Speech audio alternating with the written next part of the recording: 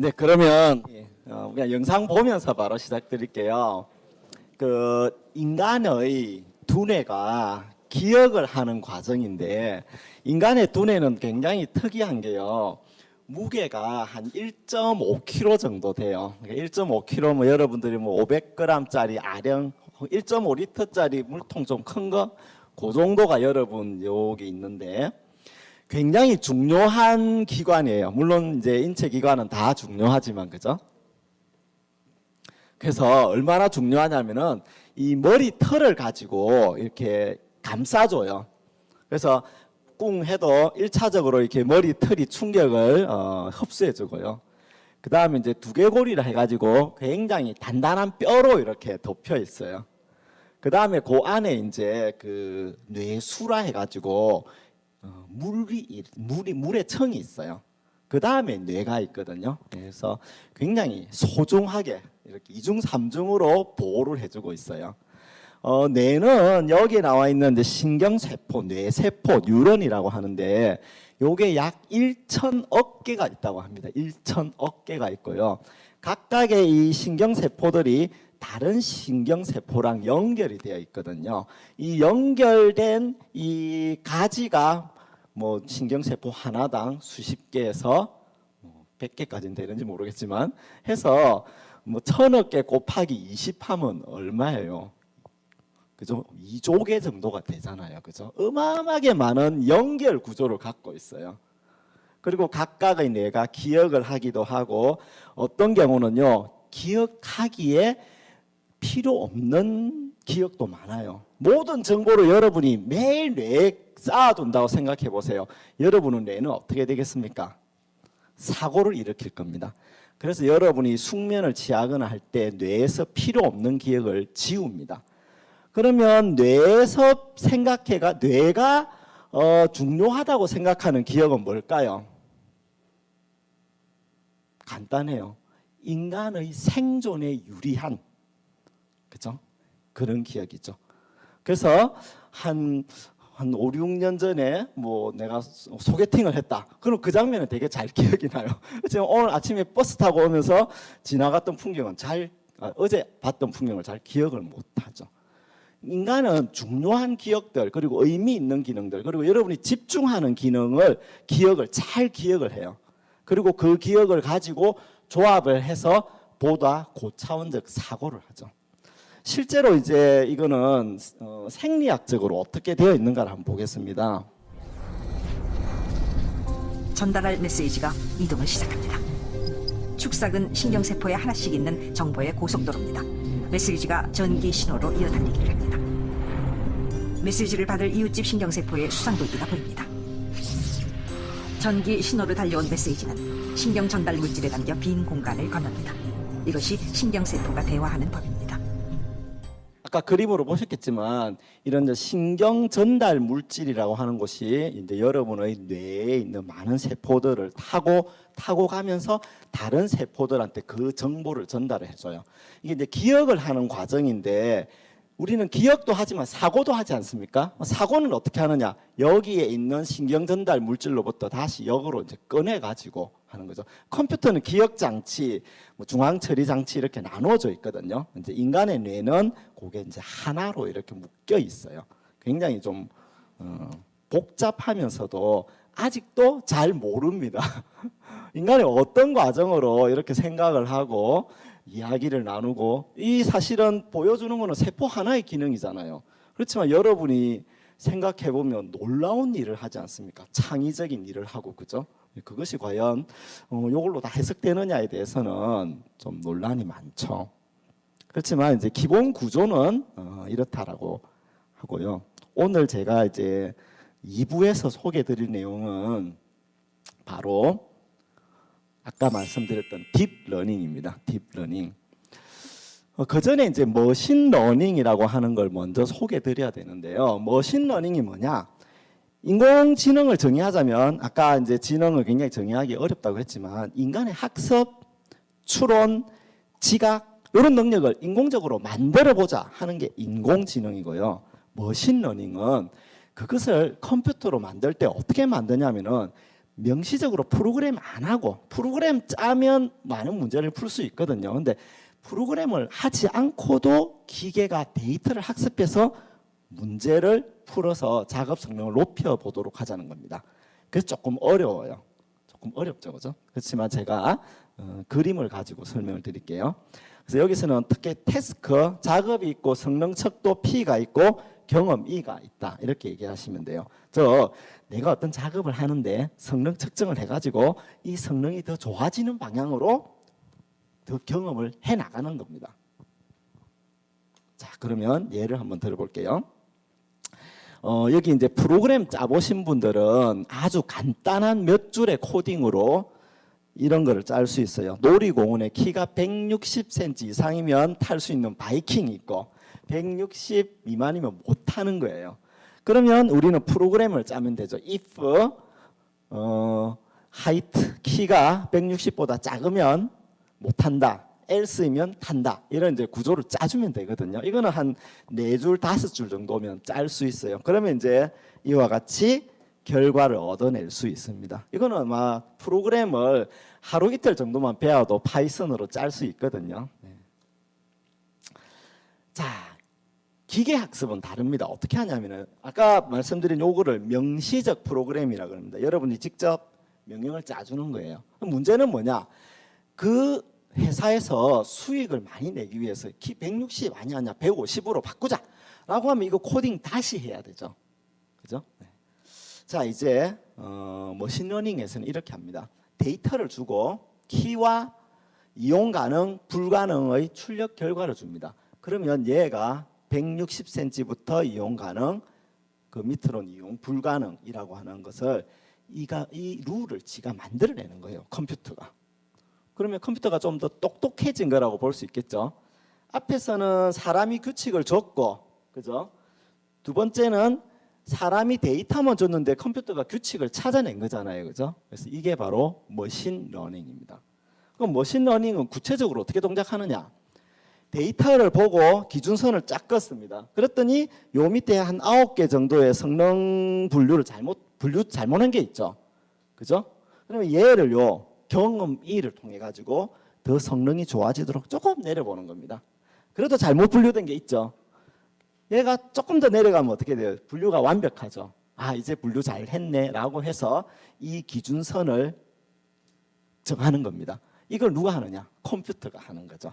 그러면 얘는 데이터를 가지고 계속 학습을 해서 성능을 개선시키죠. 그래서 아까 말씀드렸던 태스크를 하기 위해서 성능을 재가지고 그 성능이 좋아지는 방향으로 경험을 쌓아가는 겁니다. 요게 이제 머신러닝의 정의예요. 그러면 이제 머신러닝은 일반적으로 많이 쓰입니다. 많이 쓰이고 많이 썼는데 인공지능의 한 갈래로 썼는데 이 머신러닝이 해결하지 못하는 문제가 있더라는 거죠.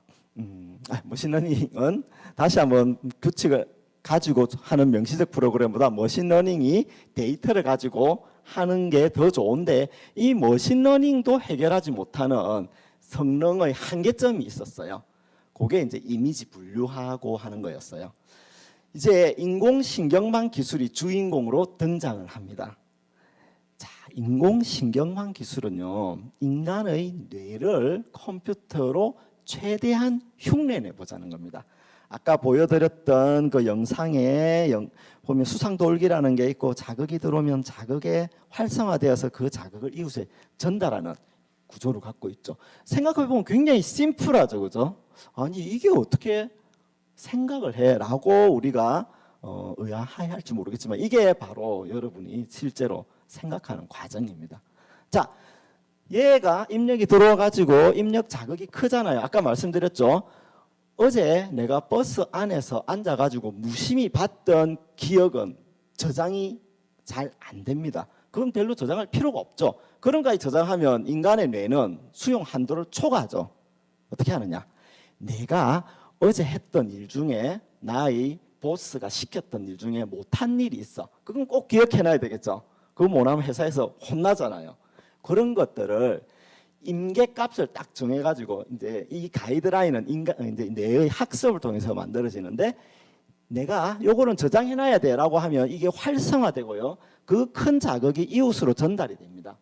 이렇게 이웃으로 전달된 자극들이 모여가지고 기억을 만들어내는 거죠. 지금 요거 가지고 뭐가 기억이 됩니까? 하지만 이게 수천억 개가 있고 수조 개가 있다고 생각해 보세요. 조그만 단위라도 일을 할 수 있고 기억을 할 수 있잖아요. 우리 컴퓨터도 보면 결국 비트 하나가 모여가지고 그죠, 기가바이트, 테라바이트 용량이 되죠. 그런 것처럼 얘도 신경세포로부터의 자극이 특정 임계값을 넘어서면 다른 신경세포에 그 값을 전달하는 요 메커니즘을 이제 뇌가 갖고 있는데, 그거를 컴퓨터로 흉내내는데 어떻게 흉내내느냐? 컴퓨터는 어떻게 합니까? 전부 수치값으로 자료를 인식하죠. 그래서 여기 x1, x2 여기 다 수치값이고요. 웨이트 1, 웨이트 2도 수치값입니다. 그럼 얘한테 얘를 곱하고 얘한테 얘를 곱해가 요걸 더합니다. 컴퓨터 이런 거 빨리 잘하죠. 그리고 그게 임계값을 넘으면 출력으로 가. 그래서 이걸 활성화 함수라고 합니다. 요거를 다루는 게 이제 딥러닝이 하는 거죠. 요거를 여러분들이 뭐 외울 필요는 없고요. 이런 구조가 있다는 거. 여러분이 가지고 있는 뇌에 있는 이 훌륭한 뉴런을 컴퓨터로 그대로 모방한 게 딥러닝입니다. 됐죠, 그죠? 그러면 딥러닝이 얘기를 하는데 진짜 이거 가지고 되느냐? 이 가중치하고 신호값을 조합하면요, 거짓, 참, 참, 참이라는 결과를 만들어내는데, 이게 컴퓨터에서 사용하는 오와 회로랑 똑같은 거예요. 컴퓨터는 AND, OR 이런 논리 게이트로 되어 있거든요.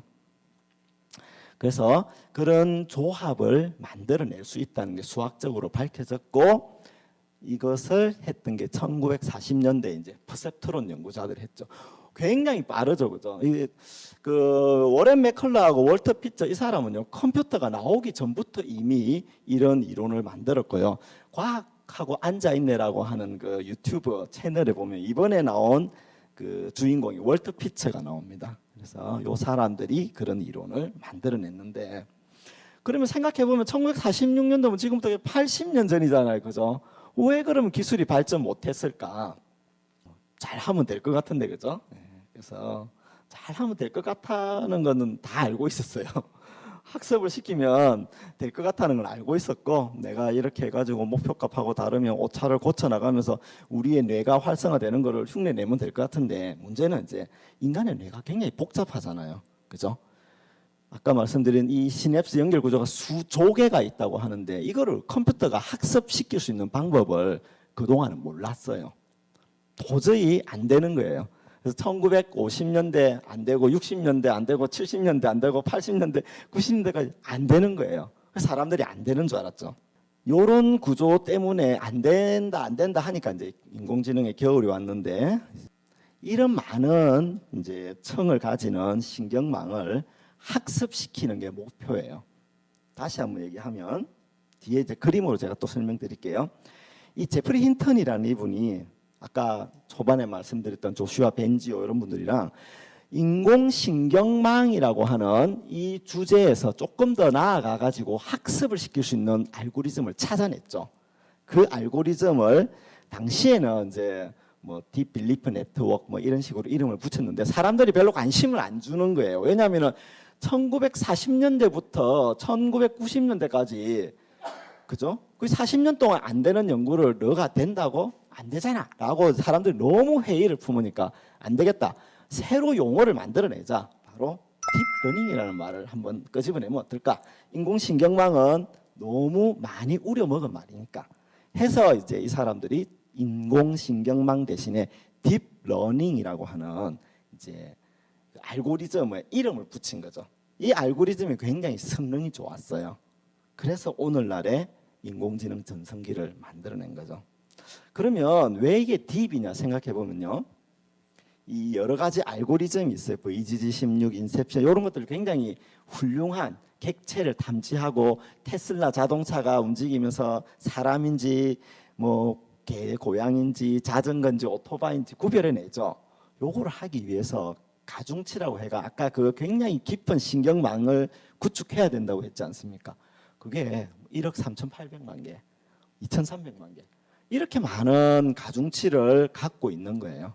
그럼 그 가중치에다가 다 우리가 원하는 수치값을 줘가지고 내가 원하는 목표치로 가도록 해야 되는데 이게 쉽지가 않았거든요.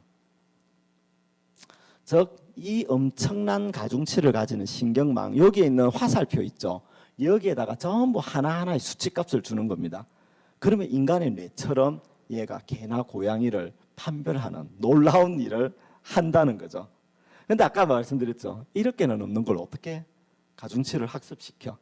그죠? 네, 그래서 수학자들이 제가 이제 고등학교 때, 중학교 때, 특히 고등학교 때, 와, 이 미분 왜 하는지 모르겠다. 자꾸 막 친구들끼리 그런 얘기 한 적 있거든요. 미분, 편미분, 선형대수, 이런 알고리즘들이 바로 이걸 발전시킨 거죠. 즉, 이런 겁니다. 우리가 보는 이미지를 하나의 픽셀 단위의 값으로 할당해가지고 그 픽셀 단위의 값들을 이렇게 일렬로 늘어 세운 다음에 그 다음에 층을 만들어 가지고 연결 구조를 만들고요. 그 연결 구조에다가 가중치를 줘서 우리가 원하는 0부터 9까지의 숫자 중에 얘가 뭔지를 알아맞추도록 이 가중치들을 학습시키는 것. 그게 바로 딥러닝 알고리즘의 핵심입니다. 그래서 여러분들이 이제 용어 같은 게 나오면 딥러닝이라고 하는 거는 굉장히 많은 층을 만들어서 이 층에 있는 각각의 가중치들이 정답을 맞추도록 학습을 시키는 거다. 즉 여기에 정확한 이제 값들이 들어가도록 매칭시키자는 거죠. 당연히 쉽지는 않겠죠, 그죠? 그렇지만 여러분들이 걱정하실 필요는 없습니다. 이 학습 알고리즘과 이런 층을 만드는 것은 전부 라이브러리로 다 구현이 되어 있고요. 여러분이 코딩만 특히 파이썬과 텐스플로우 같은 그 라이브러리만 쓸 수 있으면 이것을 학습시키는 게 한 10줄, 20줄 가지고도 여기에 있는 숫자를 0으로 학습시키는 것을 구현할 수가 있어요. 만일에 이제 여기에 있는 이 픽셀에 있는 숫자가 여러분 보기에 0처럼 보입니까? 근데 얘가 만일에 학습을 잘못해가지고 2다 라고 결과 내지 않습니까? 그러면 얘는요, 너 다시 가중치 수정해 라고 하는 식으로 밖으로 보냅니다. 그럼 얘가 다시 학습을 하는 거죠. 우리가 어릴 적에 이제 그런 식으로 학습을 해왔죠. 요게 이제 예측값, 정답값, 오차 개선, 가중치 조절 뭐 해가 그 중에 들어가는 오차 역전파 알고리즘이라고 하는 건데 이건 아마 여러분들이 수학 그 이제 학생들 중에서 특히 머신러닝, 딥러닝을 배운 학생들이라고 하면 이 부분에 대해서는 좀 아시는 게 좋을 것 같고요. 요걸 다시 한번 마지막으로 정리하면 이렇습니다. 딥러닝이 뭐냐? 이미지들이 있습니다. 이 이미지가 개인지 고양이인지 예측하도록 하기 위해서 정확한 답을 이건 정확한 답이 고양이죠, 그죠? 근데 이 신경망이 학습을 한 가중치 결과값을 쭉 따라가 가지고 최종적으로 봤더니 얘는 0.3, 얘는 0.7, 70% 정도로 얘는 개야라고 얘가 이제 판정을 내는 겁니다. 그러면 정확하지가 않죠. 정확하지 않기 때문에 다음 단계로 너 다시 이 가중치를 학습해라고 내보내는 겁니다. 그리고 얘가 다시 그 다음 단계에서 조금 더 높은 확률로 고양이를 맞추도록 하는 거죠. 이것보다 더 반복적으로 학습을 시키면 결국 얘는 굉장히 정답에 가까워지는 겁니다. 그걸 오차 역전파라고 하는데 여러분들은 이제 만일에 실제로 과학자가 돼서 구현을 한다 그러면 이런 이제 수학적 모델링을 해야 되겠죠. 그렇죠? 자, 그래서 인공지능이 뭐고 머신러닝이 뭐고 딥러닝이 뭐냐? 그러면 이렇게 얘기하시면 돼요. 인공지능은 인간의 학습 추론 지각 능력을 컴퓨터나 기계를 통해서 만드는 것이다. 간단하죠, 그렇죠? 머신러닝이 뭐냐? 인공지능 기술 중에서 명시적으로 이렇게 해라고 해가 주는 게 아니고요. 학습을 통해서 기계의 작업 성능이 높아지는 그런 알고리즘이다. 그러면 딥러닝이 뭐냐? 이 학습하는 알고리즘 중에서 신경망, 인공신경망을 쓰는 것이다. 이제 이렇게 일을 하시면 됩니다. 조금 그래도 많이 어렵죠, 그죠? 그냥 큰 그림으로 인공지능 그림 안에 머신러닝이 있고 그 세부 분류로 딥러닝이 있다. 이렇게만 아셔도 될 것 같아요. 그러면 이제 이런 그림들이 왜 인공지능 관련된 문서에 많이 나오는지 아시겠죠? 여러분들이 유튜브도 그렇고요. 어떤 인공지능 관련된 컨텐츠를 보셔도 이런 그림들이 엄청 많이 나옵니다. 그게 바로 이제 뭐 연익청, 뭐 출력청, 입력청 이렇게 얘기를 하는데요. 예. 그러면 이제 인공신경망에도 종류가 굉장히 많아요. 그 중에 하나가 이런 겁니다. 우리가 영상을 보고 그 다음 영상을 맞추는 것. 예를 들어 나는 내일 학교에 하고 괄호 열고 비워 있고 어떤 문장이 좋을까요? 그러면 학교에 올 것이다. 뭐 학교에 먹을 것이다. 뭐 학교에 입을 것이다 하면 그 중에 마지막에 갈 것이다가 있으면 여러분이 이 문장을 예측하죠. 그렇죠? 이런 식으로 문장이나 시퀀스를 예측하는 그런 인공지능이 있고요. 그게 어디다 쓰입니까? 바로 인공지능 번역기에다 쓰이는 거죠. 그죠? 그 다음에 문장을 주면요. 또 저기 그림을 한 장 주지 않습니까? 그러면 지가 이 그림을 해석해서 헬멧을 쓰고 배낭을 맨 소년이 바닷가에서 바이크를 타고 있다라는 문장을 컴퓨터가 학습을 통해서 만들어내는 그런 인공지능도 있어요. 요게 바로 우리가 이야기하는 대화하는 인공지능의 기본입니다. 여러분들이 이제 채팅봇, 챗봇 아시죠? 그죠? 여러분들이 실제 그 카카오톡의 챗봇이나 이런 거 써보시면요. 굉장히 깝깝하죠. 시나리오대로 뭔가 입력하지 않으면 나의 말을 제대로 이해하지도 못하고 막 엉뚱소리하고 그러잖아요. 그죠? 근데 얘도 굉장히 진보된 방식이 많아요. 최근에 이제 나와 있는 빅스비라든지 시리 이런 것들 있죠, 그죠? 근데 요것 중에서 최고의 인간 수준의 인공지능, 즉 말하는 인공지능 중에 가장 정점에 있는 게 GPT라고 하는 이 인공지능입니다. 요 인공지능의 사례를 한번 보여드리면요, 얘는 엄청 똑똑해가지고 가짜 뉴스 있죠. 가짜 뉴스도 막 학습을 해요.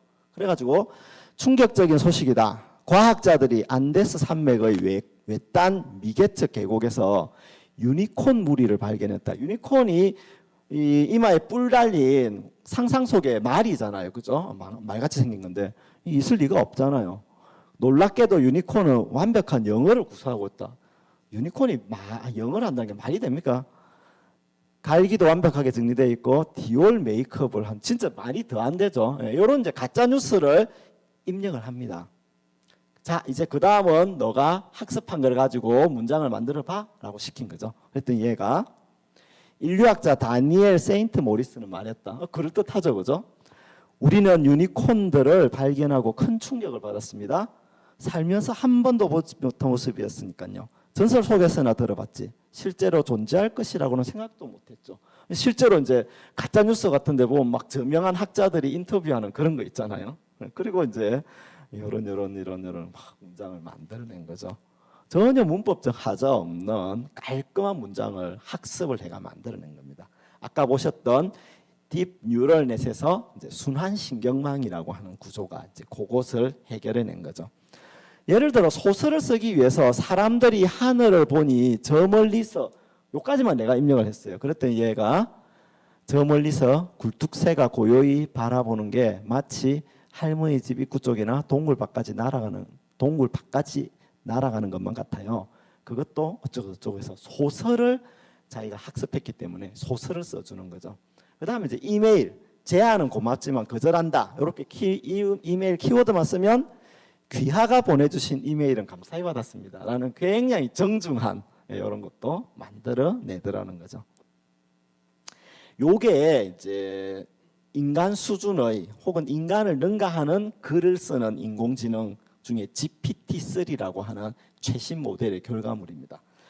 조만간 나올 GPT-4가 있어요. 이거는 11월 15일 뉴스인데 아직 소문으로만 나오고 있습니다만 인간과 구별 안 되더라. 아까 보여드렸던 튜링 테스트를 얘가 통과했다라고 하는 이야기가 들려오고 있습니다. 그래서 굉장히 놀라운 뉴스죠. 물론 얘는 아직까지 우리가 이제 쓸 수 있게 풀려 있진 않아요. 그렇지만 이것도 이제 유료화한다거나 해서 여러분이 쓸 수 있도록 할 예정이 있다고 합니다. 이제 조금 정리하면서 아까 제가 보여드렸던 것 중에 미더저니 이런 것들이 보면 그림을 그리고 이런 것들을 하죠, 그죠? 과연 그 원리가 어떻게 되는지 굉장히 재미있는 사례가 있어서 그것만 설명드릴게요. 여기에 있는 사람들은 실제 사람이 아니고 컴퓨터가 만들어낸 사람입니다. 이 이미지는 왜 필요할까요? 때로는 저작권에 걸리지 않는 인물이 필요할 때도 있지 않습니까? 그럴 때 이런 게 필요해요. 이런 것을 컴퓨터가 만들어내는데 이걸 이제 생성망, 생성 네트워크라고 해요. 근데 너무 잘 만들어내죠. 어떻게 잘 만들어낼까요? 비유를 하자면 이렇습니다. 초원에 있는 치타와 가젤이 있습니다. 얘가 최고 속도가 110km까지 달려요. 어마어마하죠, 그죠? 얘는 가젤을 잡아야만 생존이 되죠. 가젤은 도망쳐야만 생존이 되죠. 이 둘이 초원에서 경쟁하는 거죠, 그죠? 달리지 못하고 느린 개체는 도태되겠죠, 그죠? 빨리 달리는 개체는 살아남았겠죠. 그래서 거의 갈 때까지 간 겁니다. 물리학적으로 동물이 가장 빨리 달릴 수 있는 110km까지 달리는 거죠, 그죠? 그래서 이런 진화를 통해서 우리가 동물들이 이런 생태계를 이루고 있지 않습니까? 마찬가지로 이안 구펠로라고 하는 사람이 엄청난 이제 천재로 뽑고 있어요. 이 사람이 생각을 했어요. 야, 왜 인공지능은 하나만 만들어? 인공지능 2개를 만들자. 이 인공지능은 뭘 하는 거냐면은 가짜만 만들어내는 겁니다. 가짜. 그리고 요 인공지능은요, 이게 가짜인지 진짜인지 판별하는 인공지능을 만들자는 겁니다. 가능하잖아요, 그죠? 원래 있던 그림에다가 학습을 통해가 막 노이즈를 줘가지고 진짜 같은 가짜를 만들어낼 수도 있고요. 또 그걸 판별하는 것도 가능하거든요. 그래서 비유를 하자면 위조 지폐를 만드는 위조 지폐범, 그리고 경찰 인공지능으로 얘기할 수 있는 겁니다. 그래서 이 사람이 진짜 천재인 게 이 인공지능 둘이를 서로 붙여놓은 거예요. 가만히 놔뒀더니 얘는 계속 위조 지폐를 만들면서 더 진짜같이 만들어냅니다. 왜? 얘가 자꾸 가짜같이 만들어내면 판별을 해내니까. 그리고 얘가 진짜같이 만들어내니까 얘도 더 정밀하게 판단을 해야 되겠죠, 그죠? 그러니까 얘도 똑똑해지고 얘도 똑똑해지더라는 겁니다.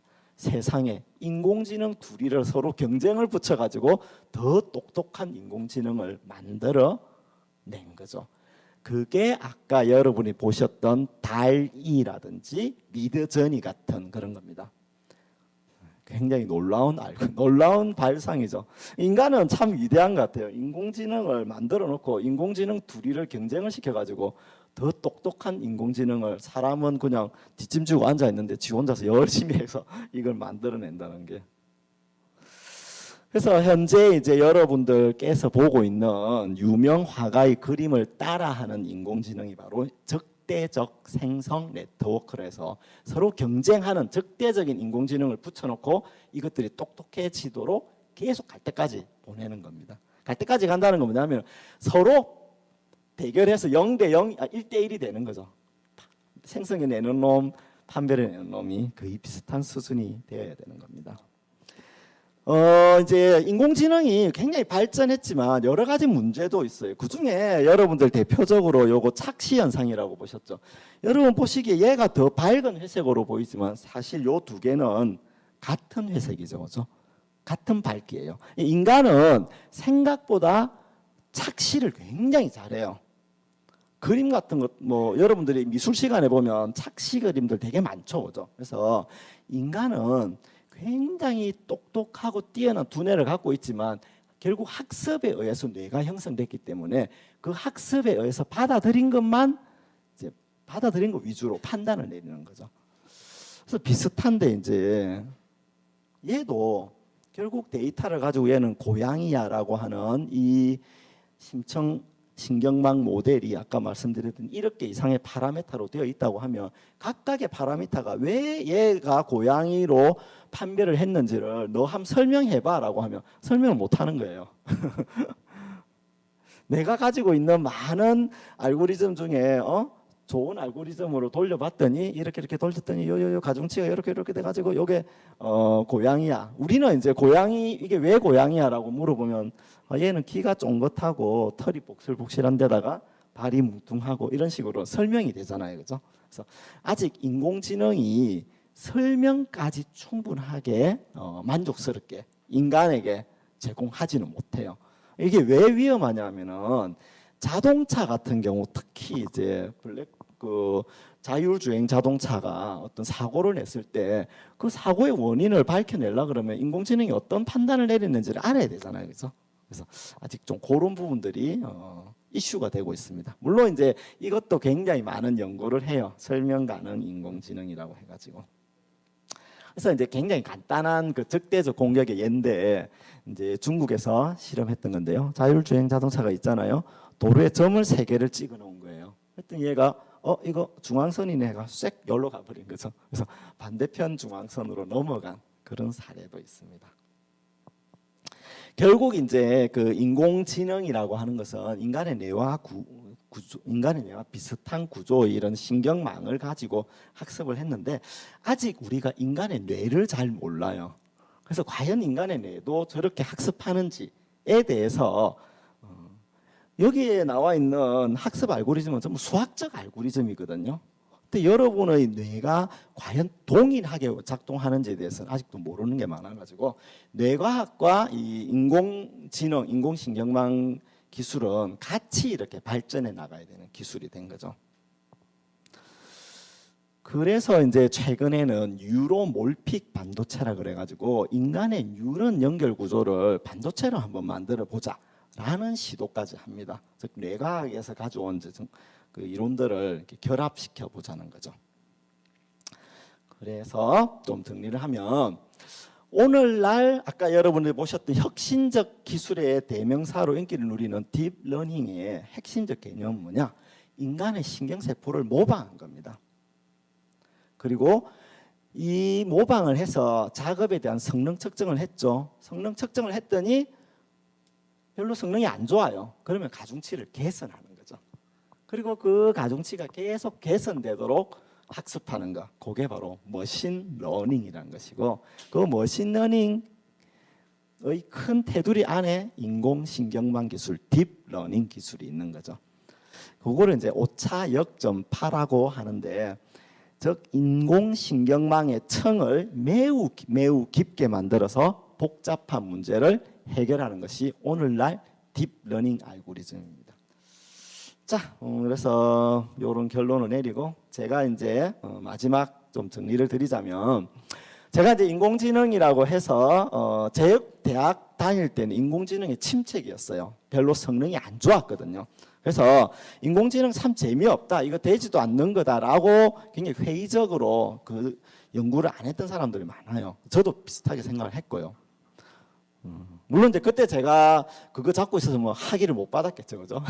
근데 보니까 굉장히 재미있는 연구 분야더라는 겁니다.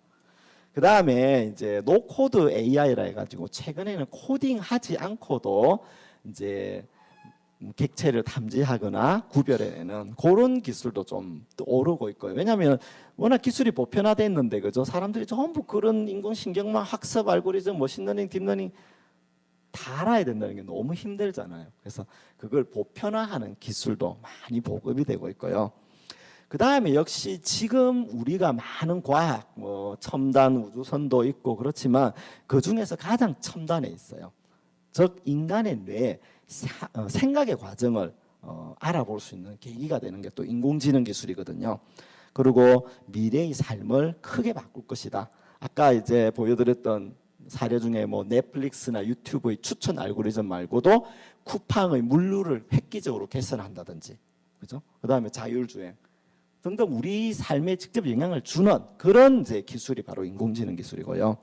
그래서 여러분들께서 머신러닝, 딥러닝에 대해서 다 전문가가 되실 필요는 없잖아요. 그렇지만 우리가 읽기, 쓰기 교육이 예전에는 보편 교육이 아니었죠. 그렇지만 구텐베르그 혁명 때문에 학교에서 야, 사람이 말이야 읽기는 해야지, 쓰기는 해야지라고 이게 보편 교육화 되었거든요. 마찬가지로 이 디지털 시대에 인터넷, 컴퓨터, 인공지능은 적어도 근본 원리에 대해서는 교양 수준의 예는 저는 필요하지 않나라는 게 이제 제 생각입니다. 자, 네, 경청해 주셔서 감사합니다.